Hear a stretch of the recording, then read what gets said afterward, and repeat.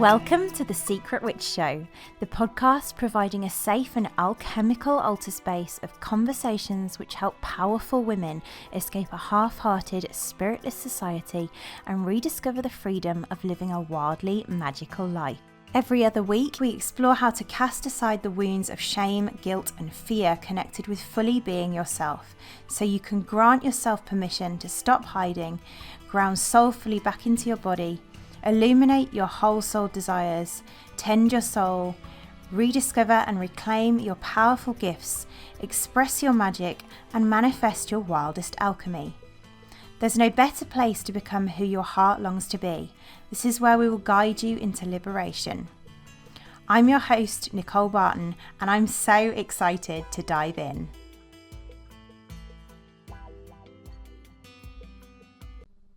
Welcome beauties. Oh my goodness, do we have a juicy episode for you this month.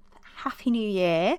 I hope you're sinking into your 2025 with a renewed sense of reclaiming your feminine soft power so that you can heal yourself and open to living your destiny as a healer. That's what I'm here for. And if you are too, you are going to love this episode and our guest today. But before we dive in, my heart is so full to share that I've been working on birthing a new Secret Witch Apothecary membership, which is super exciting. It's not quite ready yet, but it is coming. So please, if you are resonating with being a sensitive soul who feels called to your magic, yet you often feel burned out, exhausted, fed up of living a half-hearted mundane life of people pleasing, maybe you're lacking energy, maybe you're suffering mysterious illness that the mainstream can't cure, and maybe you also feel that others drain you because of your high levels of empathy and sensitivity to everything, this opportunity might just be for you. And if you're fearing being judged in your magic, and if you're called to sisterhood and you want to learn how to create more space for your witch, heal yourself, discover your gifts, and learn how to express your healer witch into the world to be of service to others, as well as healing yourself, then please do register your interest on our website to learn more about when our sisterhood space and membership opens.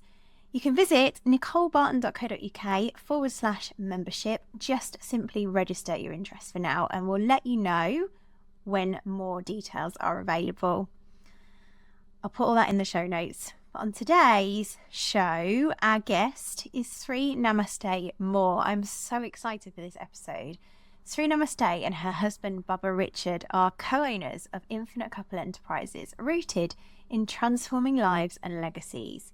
As an oracle, mystic, master metaphysician, and wonder worker, Sri Namaste's passion is to realign men and women to their innate harmony, honouring their distinctions or celebrating their synergy. She seamlessly integrates metaphysics, mysticism, and elegant philosophical truths, delivering laser-sharp clarity with practical applications. Her work is a testament to leadership, wisdom, and boundless potential of those who dare to live their genius and leave a legacy. In this episode, we explore Namaste's profound and radical worldview, and sometimes quite triggering worldview, I will just add, of what it means to embody the true feminine, and how the feminine can be both yin and yang, and that we don't have an inner masculine. We dived into the distinction between feminist and feminine, and the cultural conditioning, societal fear and trauma we innocently hold around the masculine, which can often have us competing with men for power rather than embracing our polarity, and the fact that we both have different unique gifts. We reflected on the different gifts and explored how the witch's gift is really to heal through love, doing the deep inner work and embracing the receptive feminine to work her mysterious magic rather than rebelling against the patriarchy. Namaste also shared a practical womb invitation for beginning to connect with our feminine essence, and shared why that's different to our feminine energy. Let's dive in. Welcome, Sri Namaste. It is such a pleasure to have you join me today. And I began following you, I was just saying, a few years ago, actually now, when I was listening to another show by one of my own feminine guides. And I remember being really struck by your unique worldview on polarity and the feminine and the masculine as well in relationships and in life, and also your own deep embodiment of the feminine, and in your relationship as well, which I guess some people may judge as quite radical, but I absolutely loved it. So I thought this is going to make a great conversation for the Secret Witch Show, all about the true feminine. And I'm super excited to dive into that with you. So thank you for being here. I feel like we're going to be stripping back lots of conditioning. And a huge warm welcome. Thank you so much for having me. I'm so looking forward to this conversation. Me too. Yeah, thank you. So I always often start because I feel like a big part of the work that I do is that people are remedies. And so I often think it's helpful to invite guests to share their own journey, share their own stories around like what they're here to talk about. So because I believe we're all kind of archetypal remedies for each other. So I would love to know like your own journey, if it feels aligned to share like a little bit about your own journey with embodying your feminine with the masculine as well, and like in your own relationship, and what it had you kind of feel, experience, learn that's kind of got you to where you are today with your worldview, if that feels a Yeah, good place to begin. absolutely. I love it. I love it. Well, I should probably start by saying I'm a child of the 70s. Mm. So, and I am multi-generationally feminine.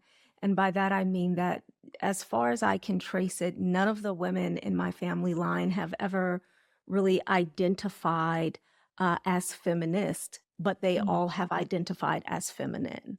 Ooh. And coming from that place, I believe just positioned me a little bit different than many women. The women in my lineage have always been very powerful women, amazing women, brilliant women, deeply spiritual, mystical, prophetic women for, as far as I can trace 6 or 7 generations back.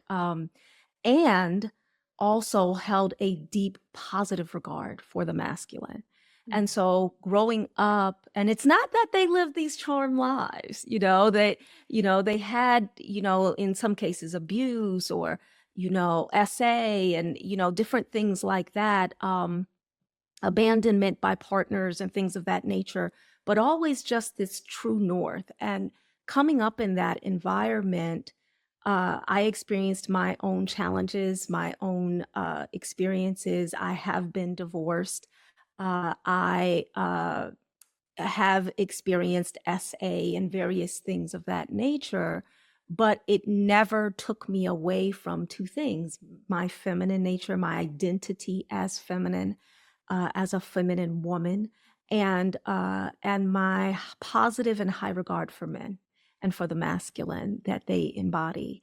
And so that's my journey. I would share things. I'm an ordained minister. I've been an ordained minister for probably over 30 years now. and so Okay. and so I would share these teachings, with women as they would come to me. But I didn't recognize when I stepped away, had my own spiritual revolution, if you will call it that, where I'm no longer any part of any organized religion. I do identify as a mystic, a witch, and a master metaphysician. And so in that journey, I would talk to women and I would share things with women, but I was always surprised at how much my perspectives and my counsel would differ from what they were taught Mm. and told. And so over time, women asked me to mentor them. And then, everyone was like, why don't you teach classes? You should really teach classes on this. And so that's how I began to do that. Yeah, that's pretty much my journey to how I got here. I love that. I love that. I love that so much. And there's so many juicy bits in that, as I always like everybody always introduces himself and I'm like, oh. And then it goes right out my head. I'm like trying to remember. But there were so many threads in that. And I think what stood out to me was the first thing you said about your lineage not Mhm, being feminist, but being feminine. And I'm mhm, wondering if you can just speak to that a little bit, because I think there's like, I think, oh, firstly, actually, it'd be good to acknowledge that maybe the listeners and myself, a version of myself in the past we Mhm. probably have been quite triggered, maybe, Yeah. to come on and hear you speaking with such beautiful high regard for men and the masculine. Yeah. Maybe even unconsciously triggered and not really fully aware that that's what's going on. But it is quite a radical um, view, I think, of Yeah, our it culture is. in comparison to how our culture views men. So yeah, I'm wondering if you can just break down the feminist versus feminine, or speak to any Yeah. of what I just shared as in response to that. Yeah, so I can remember my grandmother. She was French Creole, Mm. and I remember her talking and saying that, and at that point, it wasn't called feminism; it was called women's lib, right? And so we're Mm. talking about a different time. And at that time, I can just remember her talking and saying, they don't understand what they're costing us, that the beautiful differences and distinctions that would make our lives easier and in some ways honor the distinctions between us Mm. were being at that point threatened to be removed. At this point they are gone, Mm. but at that point she saw it as a potential liability, that we would lose those softening elements and Mm. aspects that would cause men to want to take care of us, that would cause men to want to and see us as precious and something to protect and Mm. something to provide for and something that the weight of the world should not be on, so that we could inhabit fully and express fully what was in us and what was ours. That Mm. distinction going away would in some ways do harm to us. And I can recall, my aunts and my mother, listening and kind of agreeing, but at the same time, not particularly seeing it as a threat. It's like, oh, Mm. no one can change the nature of how men and women relate to each other. And then my grandmother and I were very close. And so looking back and living, she has transitioned now, so she's Mm. she's now in her non-physical form, enjoying all that Mm. that entails. But I can recall, as I evolved and as I observed the collective, which is a part of my calling and path, I could literally see exactly what she said as it happened. I was like, oh Mm. wow, yeah, this is what's happening. And I watched as my sisters, my mothers, and I'm talking about collectively, our daughters took on more and more stress and anxiety and frustration and anger, and found less and less of their center and Mm. joy and this kind of rooted pleasure based beingness in themselves as women. And instead we're like, we have to, and it's like, well, where's your joy? Do you really, well, I'm happy, yeah, but where's your joy? Where's the rooted sense of self, that rooted sense of safety in the world, and from there birthing, and I Mm. saw that go away. And so for me, the distinction between feminism or feminist versus feminine is, the ist is all about trying to create something external to you, whereas the in is in. It's what's in me. And if I bring out what is in me, the world will change. It's that Mm. simple. That's so gorgeous. And what it brings alive for me is this sense of feminist being, or feminism being, about almost like women trying to be men Mhm. Yes, rather than embodying their true feminine. Um, absolutely. which leads me to the question of, like, is there a fundamental misunderstanding of the true feminine? Mm. Let's get right into it. Let's. I do believe that there's a fundamental misunderstanding. And that fundamental misunderstanding is that it's energy. Mm. Mm. Now, the reason I believe that is a fundamental misunderstanding is energy is at its core It has no essence. It simply is. We decide, like anything, like with anything else, we decide what we will use it for. So a good example of that would be electricity. We understand energy when we look at, the lights in this room and the computers and all of that, and that's all energy in motion. So when we think of energy as masculine and feminine, it makes it more nebulous and less grounded, less embodied. I consider the feminine to be essence. And I consider essence to be the nature of, is literally what the word essence is. So by considering it essence, what does that change? Well, first of all, it means that it is home in you and you are host of it. It is as much a part of you as the fragrance of a rose is a part of roseness. It's just, they're just one and the same. You can't, if I bruise the rose, what comes out? Rose oil. If I let the rose stay on the bud, then what happens on the vine? Then eventually we get rose hips, we can get thorns, that's still a part of rosiness, but it's all in the essence of roseness. And I see feminine as being the essence of womanhood. It is the divine essence of womanhood that can flow in yin and yang, or passive or responsive or active ways, but not that women hold and host both masculine and feminine. I believe when a woman tries to hold or host masculinity, she is co-opting it from men. Oh, I love that. I loved what you just shared around yin and yang. So what you're saying is, I guess, or what I'm hearing, is that feminine has both a yin and a yang, but it's still feminine. Absolutely.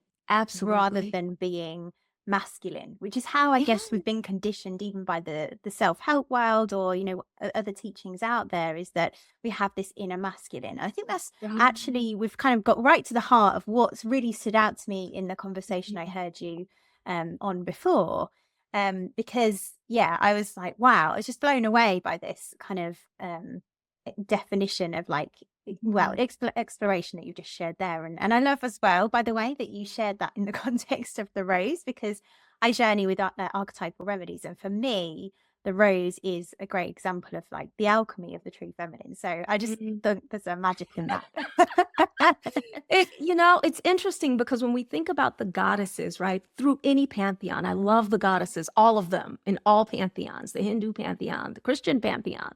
Yes, there's some goddesses in there, the Greek pantheon, the Roman pantheon. If you look at the goddesses, Kali is a beautiful example of the feminine yang. Is she masculine when she's, cutting off the heads and removing the ego? No, she's a goddess through and through. She's not now becoming a god. She's still feminine, but there's a distinction in how her feminine is behaving in that moment. She's behaving in a yang fashion. Her energy is moving in a yang way. So I love that so much. Yeah, that feels so clear, the way that you described that as well. I'm wondering if it would be helpful, and I don't know, I'll take your lead on this, but is it helpful to just kind of define, I guess, or if you can even define what the true feminine is for you, and maybe then in contrast to what the true masculine feels like to you? I don't know if that's possible from your worldview. Maybe how you receive the masculine. Yeah. So for me, the true feminine, if I was to define her as she has shown herself to me, I would say, and this is how she gave it to me, and it sounds like a paradox, so just if you can walk with me. Where he is, I am not. And where he is not, there I am. So the true feminine, again, it can be triggering because innately there is a connection to the masculine in how she defines herself. But it's not a connection to the masculine because she is less than. It is a connection to the masculine because the masculine and the feminine both came forth from the all that is intelligent infinity at the same time in reference to one another as a divine syzygy or as a divine pairing. And so the way they behave is always like entangled particles, if we're going to think about it in a quantum way, like two entangled particles that are constantly reflecting and engaging with one another. So the masculine is the structure, the masculine is the pattern, the feminine is the matter. And in fact, when we think of patter, where we get patry, where we get patriarchy, what has become patriarchy, which is such a bad word today. But we think of patry, it literally means the patterner, that which patterns.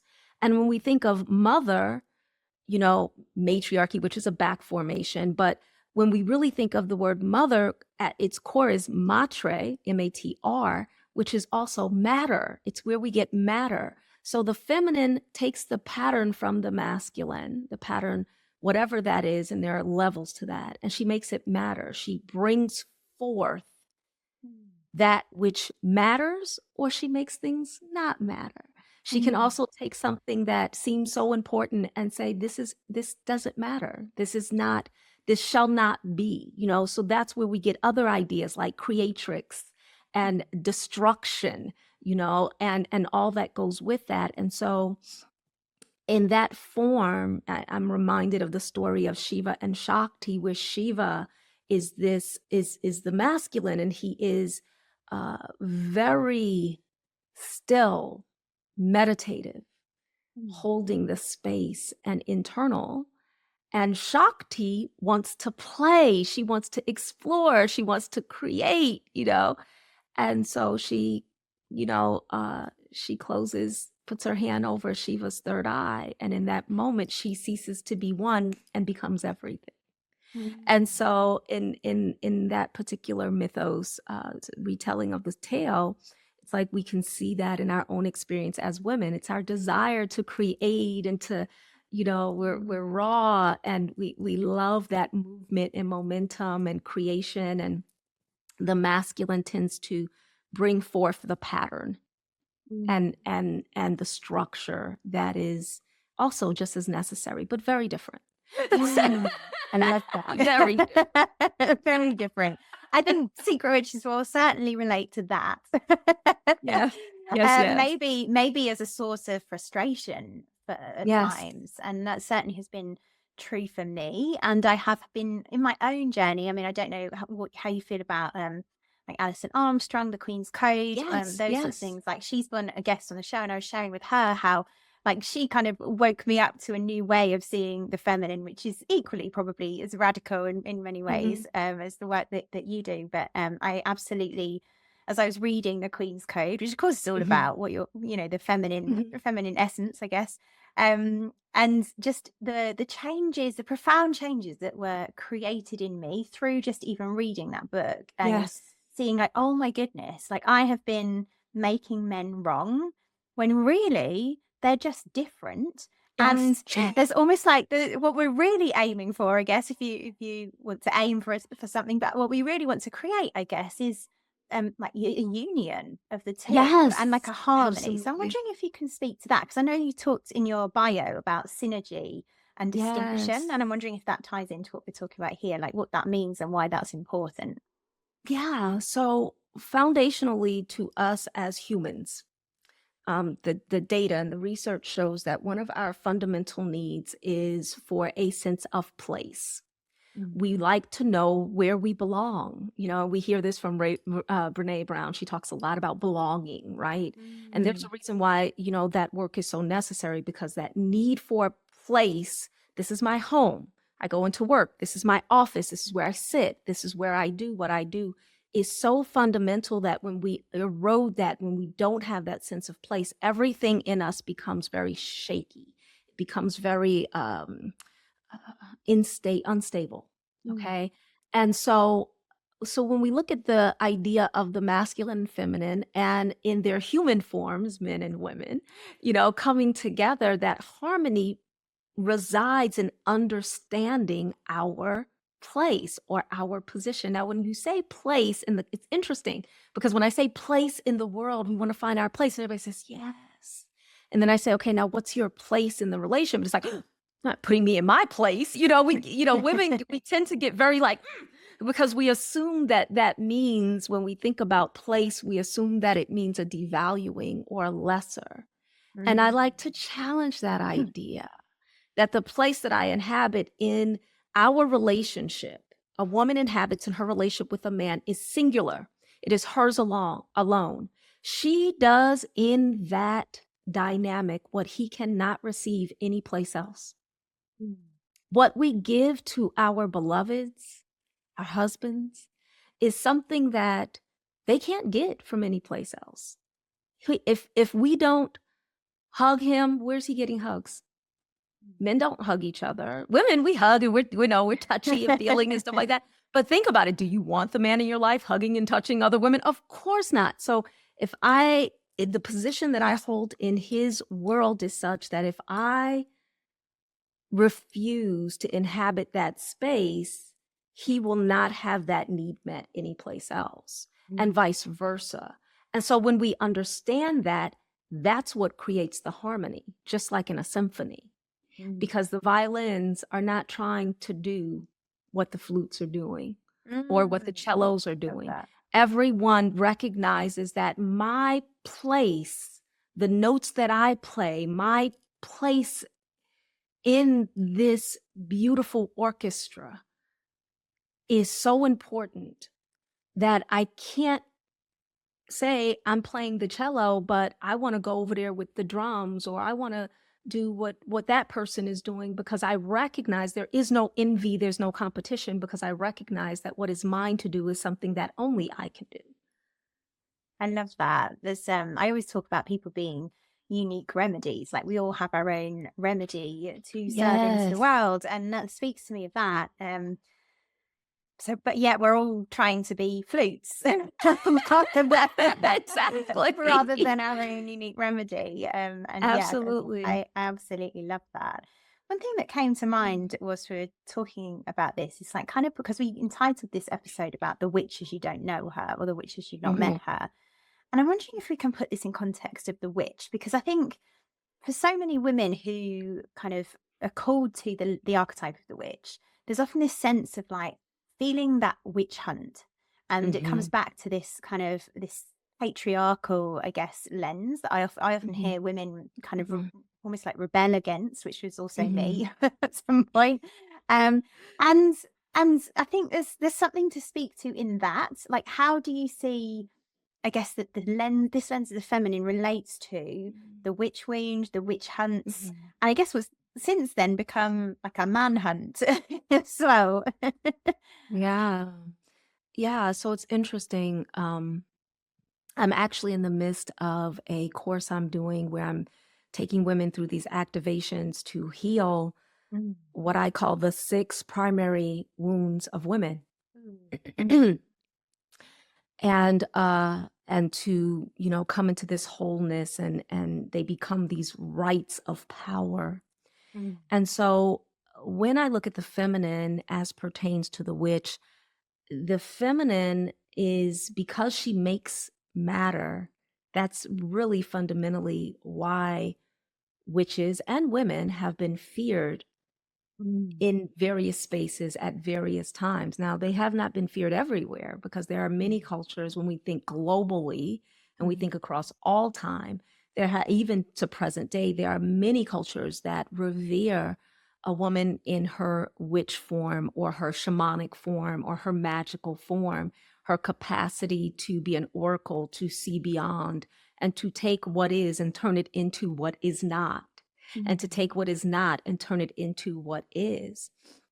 And in our relationships with the masculine, if a woman is desiring to dance with a man and to have, this beautiful, legendary love, what her role then becomes as that witch is, whatever is the vision, whatever it is that we are doing and that we are bringing forth, I see what he cannot see. And so I become very reliable, because I can see what he can't. Because there are 6,000, just biologic differences between men and women. So my way of viewing things, how I engage with the energy, is going to be uniquely mine. And the fact that he doesn't do it the way I do it is what makes me an asset. It's what makes what I do so beautiful, because he can't. And actually, the things that he does that I don't do is actually what makes him so marvelous, is because I can't and I don't. And so when we come together, then instead of in competition, in complement, like it's almost like taking a Rubik's Cube or a puzzle where you need to help it sit and fit together. If you're in a relationship, that is what you do, is you keep moving until you feel the click, like, oh, that's what's supposed to happen in this particular situation. And that makes our craft, as women who identify with a witch archetype, that makes our craft that much more potent, because true witchcraft is a craft. It's not chaotic. There's an order, there's a structure to it, there's a way, and there's definitely pristine and intense focus and precision there. And so when we allow space for that, then everything that we do gets bigger and better. That's so gorgeous. Yeah. It Yeah. goes back to that misunderstanding as well, of the Definitely. feminine. Yeah, that's really gorgeous. I'm just getting into where to go here, because I love what you said about competition versus complementing each other. I think what also arises in that is this sense of like what's been my experience and that of women that I've worked with, is to see this kind of competition particularly show up around power. Because I think as a society, we've learned to associate power with what I see as the kind of masculine expression of power. And so often women can be almost like competing to be more and more powerful. Whereas really for me, and I don't know if you've got a better way of describing this, but it feels to me like there's almost like a soft power that women hold. And I'm wondering if you can just speak to that a little bit. Absolutely. We hold the power of influence. Men tend to operate in the power of impact. Now, they are very different, and we need both. We enjoy both. I don't believe in duality, like good, bad, right, wrong, that kind of thing. I believe in polarity, meaning that everything is beautiful in its season and in its time. And so impact is a rock hitting the water, right? You have this bubble and you have some ripples, but eventually those ripples stop and the water continues to do what it was doing before that rock ever touched it. It is not changed forever. It's only changed in that moment. But in that moment, it's big. You pay attention, what is going on. But eventually with time, it goes back to being what it was. Influence is different, because influence is the capacity to change from within. In other words, it's a heart change.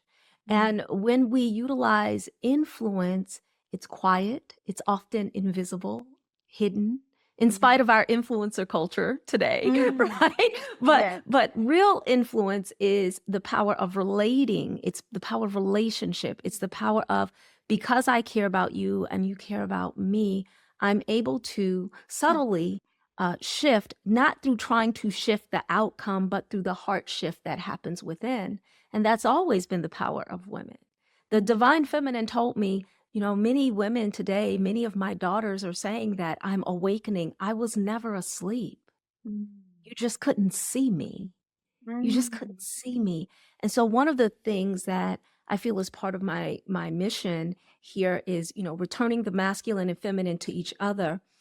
And a part of that is returning women to their sight, to their ability to see the feminine instead of expecting the feminine to look like the masculine.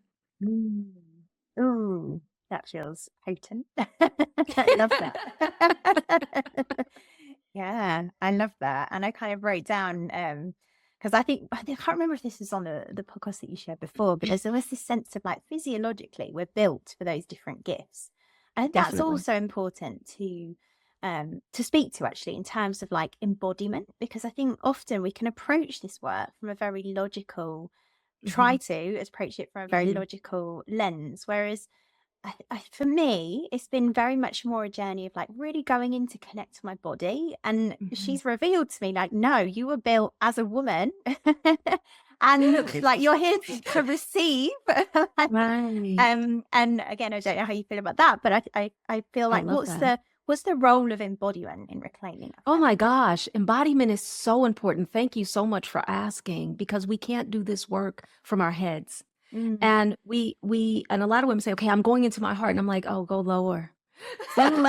Go even lower, because before we can get Right. to the heart, so in my practice, we start at the bottom. If we look at chakras, we start at the bottom and we work our way up. And so we want to go all the way down to our womb and our Mm. yoni and then come up from there because all of the other ones are activated, if you will, by what came before, right? Like Mm. plants, they grow from roots to tip, not tip to root, right? And Mm. so when we are doing that work, we go all the way down into our wombs and into our yonis, both of which are receptive spaces of high capacity, which Mm. also shows us the nature of the feminine. So that goes back to the question you were asking, like, how do we define? Capacity is one of the ways that we can define the feminine. We have innate capacity, and that is an aspect of our power and Mm. also of our nature as women. Men tend to function more on capability. So when we look at how the masculine, their bodies are very much like go forward, go outward, that's how the masculine body is. But when we look at the feminine body, I mean, yes, we have even the part, when we look at our clitoris, we know that like 90% of it is inside of our body. We think, the pearl is all of it, but it's like, yeah, but what about the legs and the wings? And that's all internal. And it all gets larger the more pleasure we experience. And so I really believe that that's what I call a Shakti key or a key from the goddess for us. Mm. I believe that divine feminine has left keys to understanding her nature in the feminine form in our body. Mm. So if we look at our body and we really go in, we can find those portals to understand our nature, you Wow. know? I mean, that's just blown my mind, but she's like easy out. Yeah, I'm blown away by the way that you've defined that. That's gorgeous. I think one of the things, because pleasure feels like a really important topic as well in terms of like the journey into the feminine. Um, and I'm feeling that we touched on this. I think it's a really important thing to speak to because when people think of pleasure, they can also often have a lot come up around maybe trauma or things that you've spoken to earlier. And I think this is something that often really is almost like the thing for secret witches, especially the thing that maybe has us fear the feminine. And so I'm wondering Mhm. if you can speak to that because and pleasure as well, but also the trauma of like really even starting to begin to go into embodying the feminine and accessing and reconnecting to her, I guess. Yeah, trauma's a big word. It's really big, especially in our collective at the time when we're having this conversation. Mm. Yeah. It's a really big thing. And trauma is not defined by the experience, but Mm. by what happens with us and how we process the experience. And I believe that that's really important to recognize Mm. because when we understand that, we recognize that we can experience something and it not traumatize us. Mhm. And we can experience things that can seem very minor. And because of our processing, or rather our inability to process Mm. it, it becomes traumatic. Mm. So when we think about that and we think about feminine power, then one of the most beautiful things to chew on, to unpack, and to engage with is the idea that I can own my experiences and the meaning Mm. that I ascribe to them. I believe that this is the most powerful thing that a woman can do.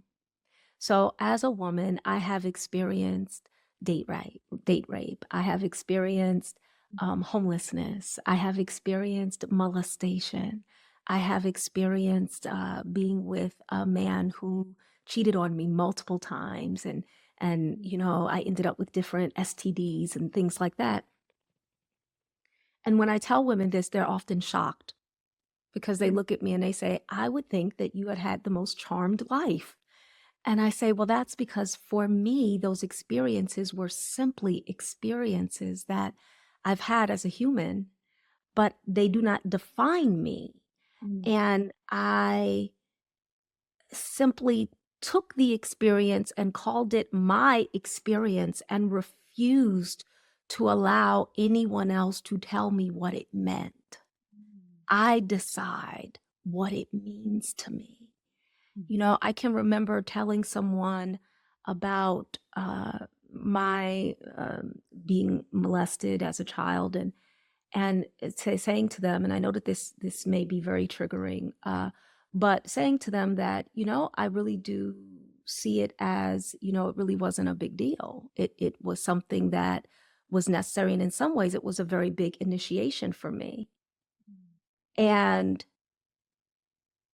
they were very upset with me for saying that. And I said, how can you be upset with me for the meaning that I have taken from my own experience?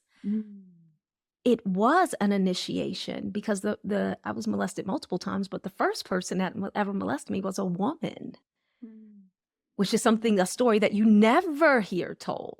And I said, you know, but it was literally an initiation. The goddess showed me what it did. When we have that capacity again, to go into our experiences, not in fear, but in willingness, because of our feminine power, to look at them and see them beyond the limitations of a narrative or an agenda or anything else, and see the magic and the potency and the utter beauty that lies underneath all of it, then we're able to get the gift out of it. I refuse to leave that gift behind because I need this to only be bad. I embody the goddess and I call it good. Now, where is the goodness? Without any need to justify the other person, because it isn't about them. It's about me. Do you see? Yeah. Yeah, I'm just feeling into that. And is there, like, for me, the archetypal essence of gold, like that sense of real power that can be reclaimed in the darkness. And I agree with you, our gifts kind of found in our wounds is something that I commonly speak to. And it reminded me actually of kind of the gold that was reclaimed in my own initiation, of something different. Like I was unable to walk and I was ill as a child, and have fairly recently in the last few years, reclaimed the gold from that, in that I was ill and then got initiated into the witch, essentially, to heal myself. And that's become, of course, the medicine that I serve now. And so I can really relate to what you're sharing there. I guess the question that arises for me is like the kind of, almost like, I believe that our bodies hold a memory of experiences. So what would you say about the kind of embodiment of that and the processing of trauma in that way, if that makes sense? Yeah. That makes absolute sense. And I do believe our bodies hold a memory of experiences, and that specifically genetically, our genes, our DNA activates or inactivates, if we want to use that kind of clumsy language, based on our environments, not just our external environments, but our inner environments. Yes.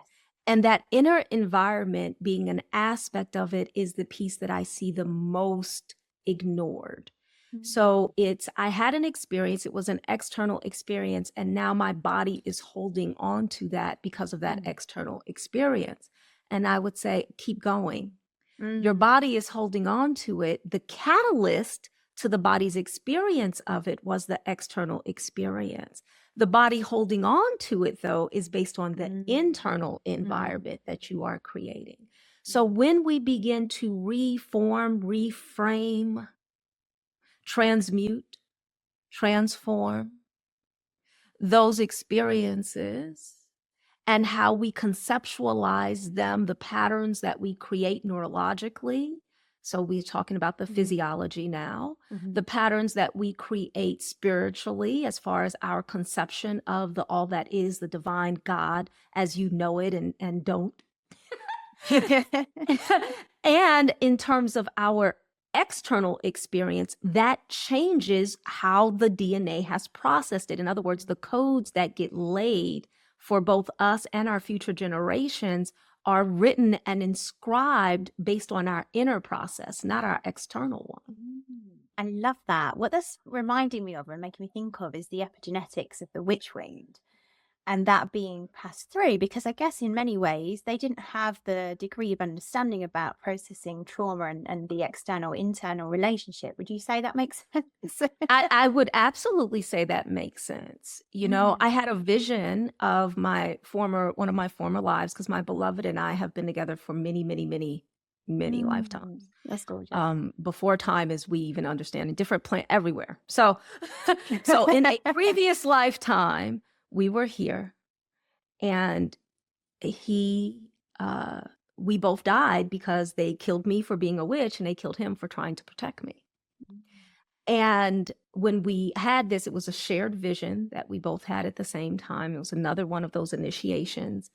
And when we understood this, so many things clicked in place as far as why initially I really leaned towards more established religious structures because they were safer, than leaning towards more my witch because that was unsafe historically. But when I changed it in me, when I had that vision, I got that understanding, I changed it. Because, well, quantum physics, when you observe something, you change it. So when I looked at it, I changed it.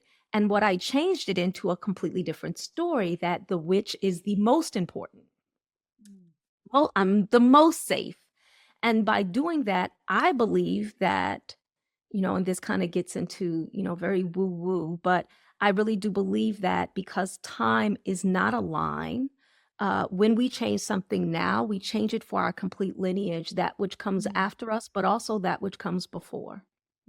And so I believe that by doing that, I changed it, and I see it in my daughters. I see that change in my daughters, who are all of our children are adults. And I also see that change even in those women who came before. I see those changes in, my mom and in other women, like coming into standing in this shift. So I believe that when we acknowledge and fully embody the truth in this moment, it changes our form, it changes our body. It's like it's that influence that changes all of the cells, all of the codes that are laid in our body shift, and the ones that are not serving, they become inactive.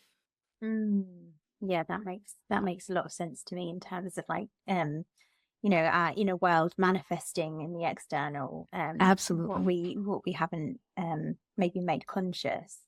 There's something coming up as you spoke that's now completely disappeared out my my head. But it might come back, so that's okay. I guess what comes up for me whilst I'm trying to remember that is this sense of like that can feel quite a lot for some women to get their heads around and kind of wrap around the idea that we can just radically change our worldview and transform and alchemize that. And I guess it takes courage to open our hearts and through that fear. So what would you maybe say to people who have maybe experience of trauma and this conversation feels a lot for them? Like, how would you advise them to journey with that, I guess? Yeah, so I would say that I understand far more than you probably perceive. I understand how difficult and challenging that can be.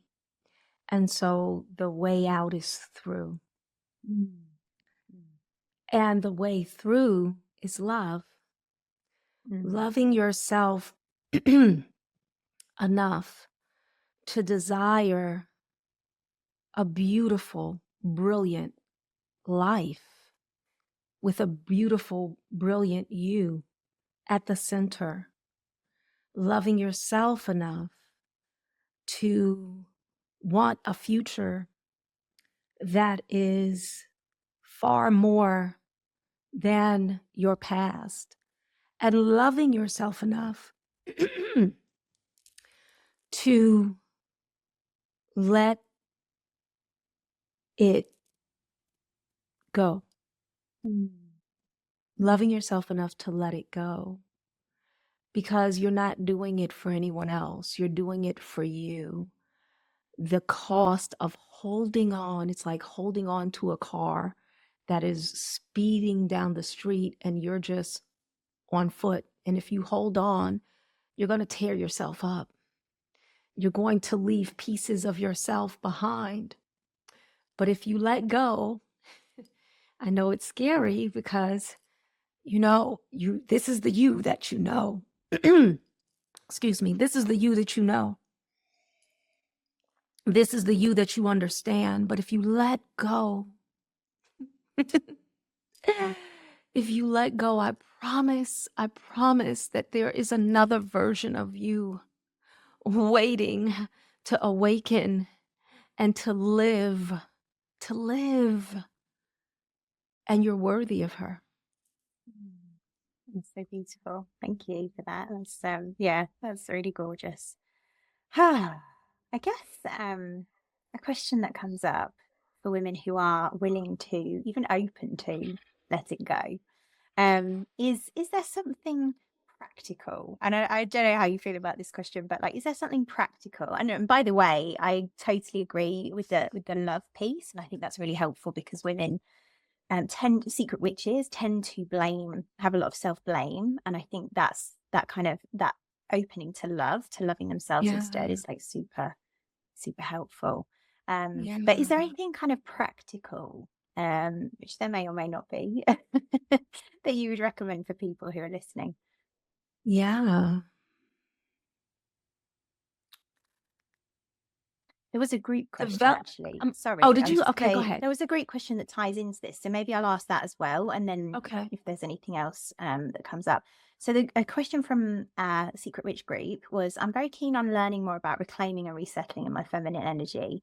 I have an intuitive understanding, and I'm curious about every input that can inspire an actionable approach in terms of something I can make part of my daily rituals for me to step deeper into it. How can I embody my feminine through ritual? So I thought that kind of ties into what I was just Yeah, I love asking. that. I love that. And it definitely goes into what I was feeling into, which is take a moment, multiple moments, uh, because I do believe in having an intoxication with yourself. I love that. And so, and that as being a really beautiful way to access your feminine. So take multiple moments beginning at the beginning of your day to connect with your womb. And if a woman has explored and experienced surgical menopause, also known as, having a hysterectomy or something like that, you still have an energetic womb. You always do. And so, so in your energy body, the womb space still resides. And so taking that time before you jump into your head and before you even go into your heart, taking time to come home to you, which is in your womb. So when you wake up in the morning, dropping into your womb, taking your attention and placing it there. When you are taking your shower, especially, that's a really beautiful time because the water and the cleansing and the movement makes it very easy to drop into that womb space. And then throughout the day, as you are doing things, you have built-in times that I usually suggest, which is upon dining, breakfast, lunch, and dinner, snacks if you're a snacker, and also upon using the restroom, because both of those things help you access both aspects, if you will, the polarity of the feminine. So what you dine on, what you consume, you must also release. So drop into your womb at the release, drop into the womb at the consumption. And that simple practice can begin to shift things, and less about shifting things and more about shifting you. I love that. Yeah, I love that. I love the idea of what you've just shared as well. That feels really kind of practical and tangible for people to take away, and also just feels really nourishing as well. Like there's a having said that, I was just realizing what my other question was. Just kind of go back into possible trigger territory. Uh-oh. I was just thinking about, with what's going on at the moment in the world and Mhm, the kind of election of Trump and mhm. all of the kind of fear that comes with that. I mean, this is a very triggering topic after the beauty of the womb, I imagine, for some people. And I'm Yeah. just wondering what you would say to people who are maybe in fear around that, because I guess there's a lot of people feeling the feminine is threatened in that. So, Yeah. like, what's your sense of like, yeah, how I how navigate that? It's a huge Yeah, one, but so actually I believe that that fear is rooted in a fear of the powerful masculine. I yeah. believe that modern women have been conditioned because I believe that most of this is subconscious. I don't believe that Mm, most women are consciously thinking this. yes. However, my experience and observation of thousands of women is that it is still there. And that is Mm, that there is this deep fear of men in power, the masculine in power. mhm, They like the idea of a man being in service to women or in mm, service to the feminine. mhm, He can be powerful as a knight. He cannot be mm. powerful Ooh, as a king. And mhm. so that king archetype, which is kind of, like I said, it's paradoxical because many women think, I want a king. And then when a man is in that king role, it's like, I want him to be a knight where he's like, he's powerful, but in service to me as the queen, that I kind of love thing. And that. Oh my and goodness, that's so, amazing. yeah, that's what I see happening here. That's what I believe is being elicited in the collective. And so, of course, as women, we are experiencing it as women in physical form. We're experiencing a collective fear of the masculine in power. Mm, But there's nothing to be afraid of. mm, And so when a woman is feeling afraid, it's like anything else. And I use this kind of metaphor pretty frequently. If you've ever gone into a darkened room and there was something, in a corner and it had a hat on it and it looked vaguely like a person, and your heart started beating and you freaked out, you were like, ah, then you turn on the light and you see, oh, it's just my coat rack. Oh, it's just, it's just the chair. It's not actually a monster in the corner. We know that it is possible for us to feel a fear, but there be nothing to be afraid of. We've mm, all experienced that paradox. mm, And so I'm not denying that many women are feeling afraid. I'm simply saying that there's nothing for us to be afraid of. And I believe that that's what the greater unveiling is right now, is in mm. teaching women how to feel safe in the presence of masculine power. Ooh. Oh, yeah. Because the other thing, interestingly, as I was recalling what my question around that was, I know that you talk a lot to submission, which is probably also a very triggering topic. Very. But what I'm hearing is almost this sense of Trump being like a mirror for the feminine's wounding around like power and receiving and maybe submitting to power. Mhm, Dare I mhm, say it? mhm, For all the women who are going to be like, okay, I'm not listening anymore. I'm done. I'm done with this now. Yeah. Stick with us. Um, Yeah, I believe that many women, I've been watching this with great fascination, watching this mm, unfolding with great fascination because I mm, was I was told to by a source, was like, watch this very carefully. So I've been watching it. And one of the things that I find most fascinating is that um what the position that President-elect Trump is in is the position of patterning. He mm, literally is creating patterns because mm, that's what the president does. He cannot change. He can sign certain things and things of that nature, but mostly it's a pattern. If you watch some the presidents as they mhm, create their cabinet officials and things like that, it's creating certain patterns. And I'm observing with great fascination as he is putting certain women in positions that matter, mm, make things matter. I'm also watching and listening to the language because I spend a lot of hours watching. I don't watch the news. I watch the mm, complete thing. So I always watch, like, if there's a debate, I'm watching the whole thing. If there's a rally, I'm watching the whole thing. So I spend many, many, many hours watching these things so I can get the correct context and not the, the mean version or what have you. Yes. Yeah. And so in doing that, the narrative that is being said versus the narrative that is being shown versus the narrative that is truly being said are very different. And so I believe that, for most women, if the reason why it creates this fear is, again, because of so I have this thing that I say, which is that the feminine without the masculine is chaotic, and the masculine without the feminine tends towards stagnation, tends to be stagnant. That's why we need each other.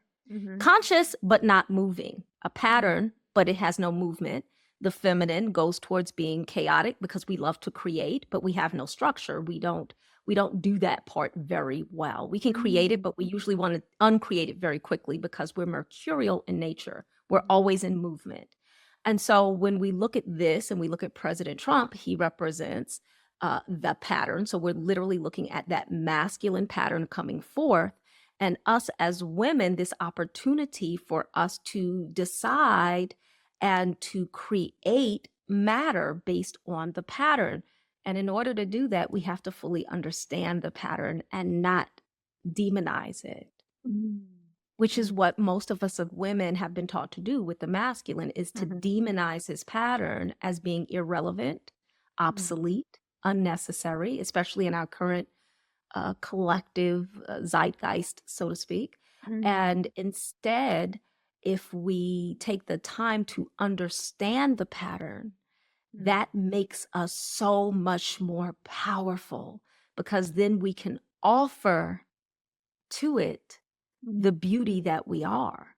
We have this capacity. And so I think about another very triggering character, which is Kim Kardashian, and how during the first administration where Trump was the president, she actually went and sat with him to talk about prison reform and had effect.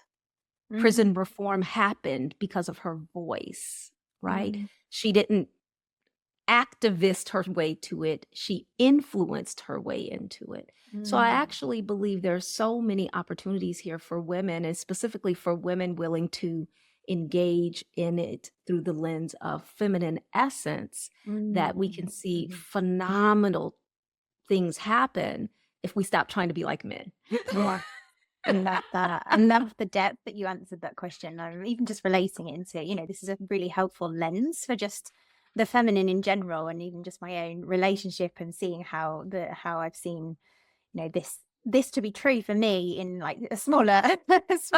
Yes. I don't know if there's anything you want to add about submission, or like why submission is important, or if that's like feeling like a whole other kind of word. Well, I can add this piece, and then we could talk about it more later, but I could add this little piece that I believe would be very relevant here, is because when we think about submission, I believe that oftentimes people see it as diminishing and demeaning in some way, but we are all submissive to something. When we see the red light, we stop. That's an act of submission. I'm submitting to the law. I'm submitting to the rules. I'm submitting to paying my bills, or, whatever else is going on, the terms and conditions of the social media platforms that we use. We are always in a position of submission. We're always choosing to submit to someone. When I speak of submission, in particular in relationship, and I think that's the context of relationship is very important, because I do not teach that women should submit to all men. Right. What I do believe is that a woman will be ecstatically happy and have the highest degree of joy and pleasure in her life if, when she is choosing the man that she will complement and pair with for life, she chooses the man that she desires to submit to, because it eliminates most conflict and eliminates competition. And so there's no fuss, there's no friction there. But in so choosing, she must choose that man based on who he really is, not who she wants him to be. And that's where the rub is. Yeah. Yeah. That feels like a whole other episode, right? I love it. I love it. Gorgeous. Okay. Well, maybe that's a good place to complete with that cliffhanger.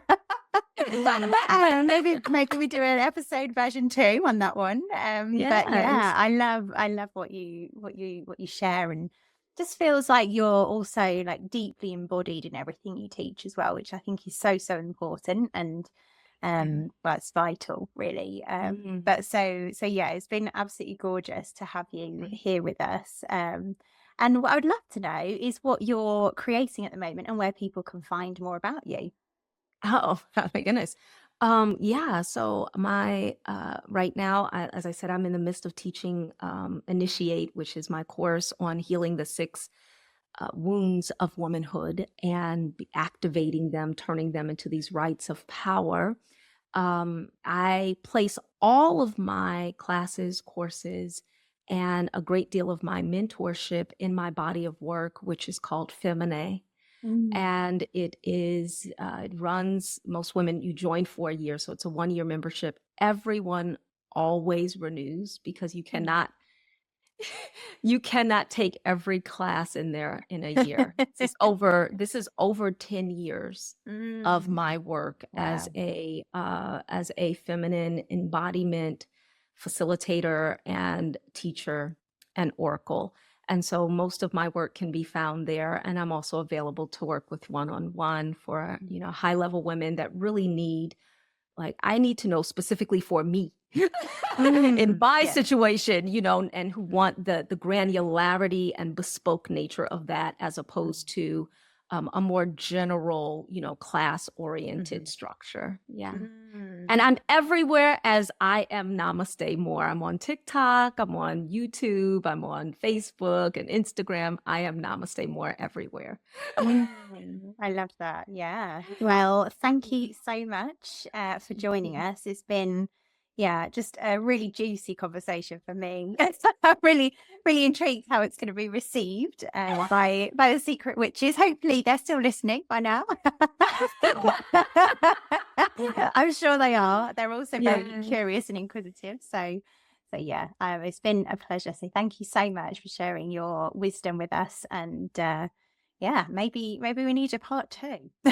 Yes, thank you. And if I may, Nicole, thank you so much for your facilitation. You, chef's kiss. Oh, thank you. That you have held this conversation. I so appreciate you. Oh, thank you so much. That's fully received. I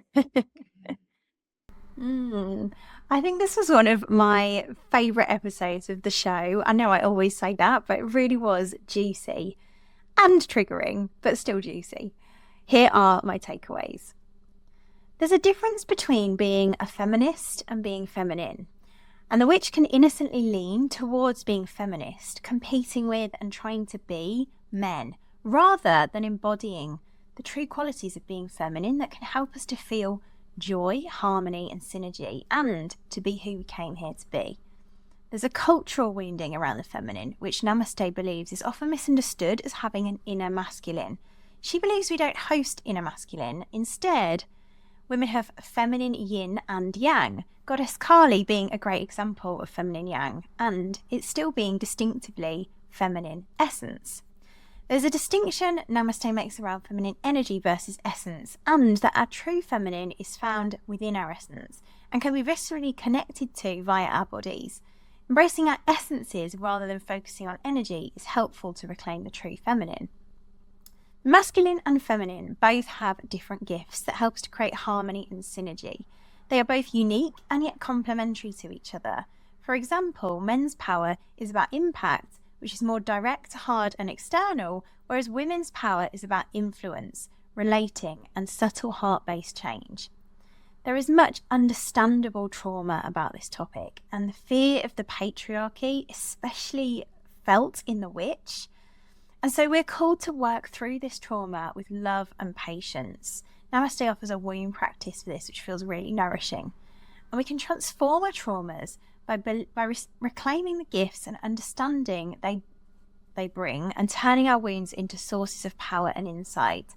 what's reflected in the outside world often holds a mirror to more collective patterns. And in the world at the moment, there's a lot of fear around powerful masculine figures, which are calling us into healing and integration of our feminine essence to create feminine expression and empowerment.